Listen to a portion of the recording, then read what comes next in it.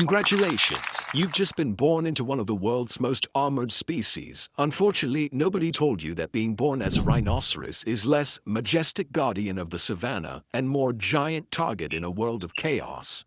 The moment you're shoved out into the world, your first experience is being licked by a mom who is simultaneously proud and panicked. Why panicked? Because everything in your immediate vicinity either wants to eat you, chase you, or get territorial about the dirt you're standing on. Your first existential crisis arrives quickly. Your legs, they don't just wobble, they flop around like uncoordinated noodles. Picture this, you're trying to take your first steps, but instead of walking, you end up doing an accidental somersault, landing in a heap of baby rhino confusion. Your mom rushes over, snorting in what you hope is concern, and not barely disguised amusement. Determined, you try again, only to skid on a patch of mud and end up in an awkward split. Somewhere nearby, a family of meerkats is probably laughing hysterically at your expense. It's a spectacle, really. Nature's comedy show starring you as the bumbling, clueless protagonist. Every attempt to move is like a slapstick routine, complete with dramatic flailing and the occasional faceplant. Who knew legs could be such a liability? They're wobbly, like hilariously wobbly. You're essentially a 100-pound bag of mashed potatoes with 4 toothpicks trying to navigate a world full of predators. And let's not even talk about the fact that you're born hornless. That's right, your defining feature, the thing that makes rhinos the tanks of the animal kingdom, is currently MIA. What kind of cruel evolutionary joke is that? And let's not forget your mom. She's protective.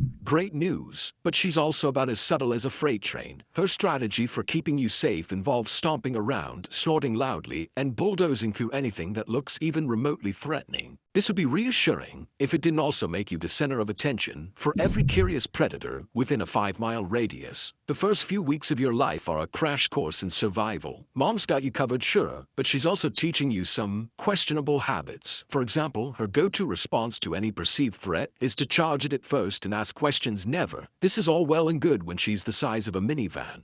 But you're a bite-sized marshmallow in comparison, and your attempts to mimic her intimidation tactics are about as effective as a toddler in a superhero cape trying to fight crime. Your daily routine consists of staying glued to your mom's side, snacking on milk, and attempting to dodge her massive feet, an endeavor that often feels like participating in an extreme obstacle course. One time, while taking a leisurely sip of milk, her gigantic foot came down so close to your tail that you let out an involuntary squeal loud enough to startle a nearby flock of guinea fowl. You scampered away, heart pounding, only to trip over a rock and tumble face first into a patch of mud. Your mom, utterly unfazed, continued munching grass, leaving you to claw back what remained of your dignity, while a cheeky warthog snorted in amusement nearby. Speaking of feet, have you noticed how big everyone is?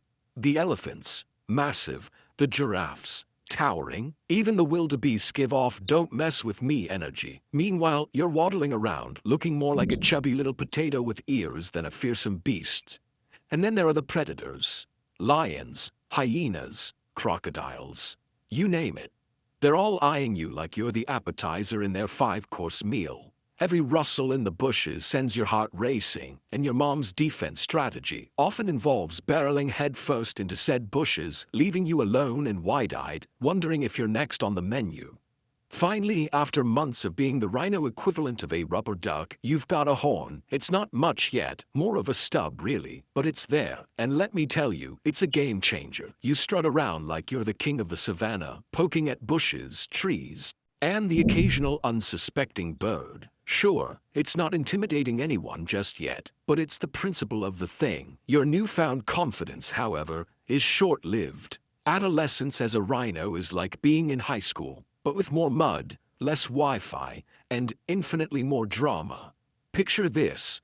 You're awkwardly trying to impress a group of older rhinos when you accidentally step in a particularly sticky mud patch. As you pull your foot out, it creates an unflattering, loud squelch that draws the attention of everyone around. The other rhinos glance at you, smirking in a way that screams, "Nice going, squelch master." Then there's the time you tried to assert dominance by mock-charging a gazelle, only to slip on some wet grass and tumble into a bush. The gazelle didn't even flinch, just stared at you with a mix of pity and amusement before trotting off to share the tale with their herd. Socially, it's one embarrassing incident after another, and you start to wonder if the entire savannah is secretly conspiring to make you the butt of all jokes. You're constantly awkward, constantly hungry, and constantly bumping into things. Literally, you're still learning how to manage your rapidly growing body, and every misstep feels like a public humiliation. Tripped over a rock. Embarrassing. Tried to charge a gazelle and missed by a mile.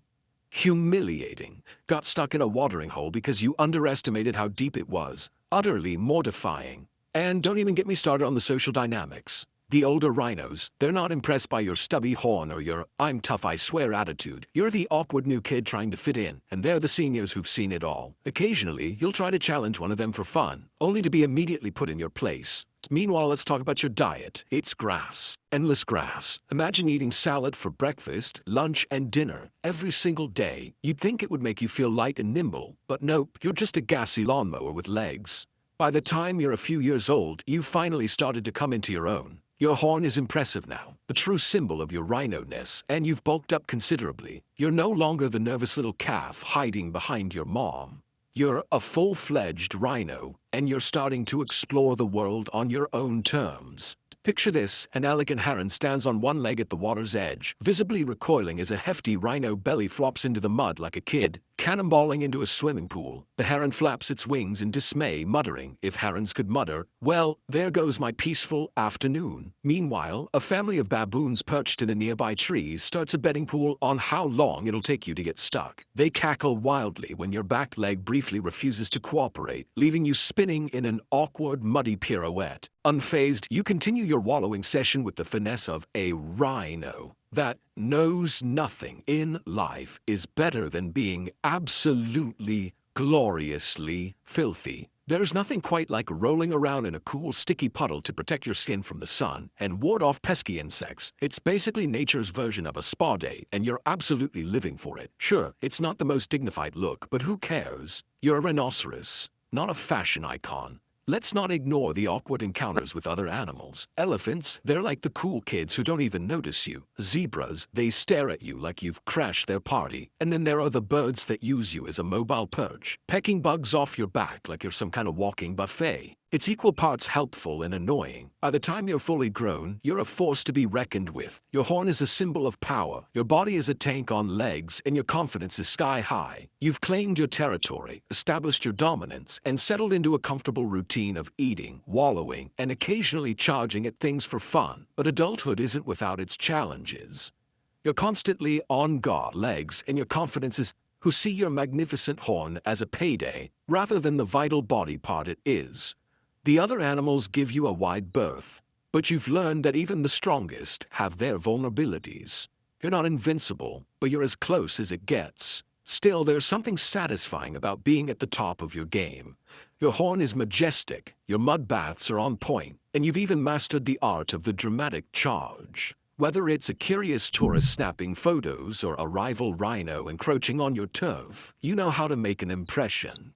As you enter your twilight years, life slows down. You're no longer as quick or as agile, but your experience more than makes up for it. Younger rhinos might challenge you occasionally, but they're more interested in your territory than a real fight. You spend your days grazing, basking, and reminiscing about your wild youth. There's a quiet dignity in growing old as a rhinoceros. You've survived predators, poachers, and some truly embarrassing moments, and you're still standing. The savannah is your home, and you've earned your place in it. As the sun sets on your life, you find a peaceful spot to rest, content in the knowledge that you've lived as only a rhinoceros can, fiercely, stubbornly, and unapologetically. Somewhere in the distance, a newborn calf takes its first wobbly steps, ready to begin the chaotic, beautiful journey you've just completed.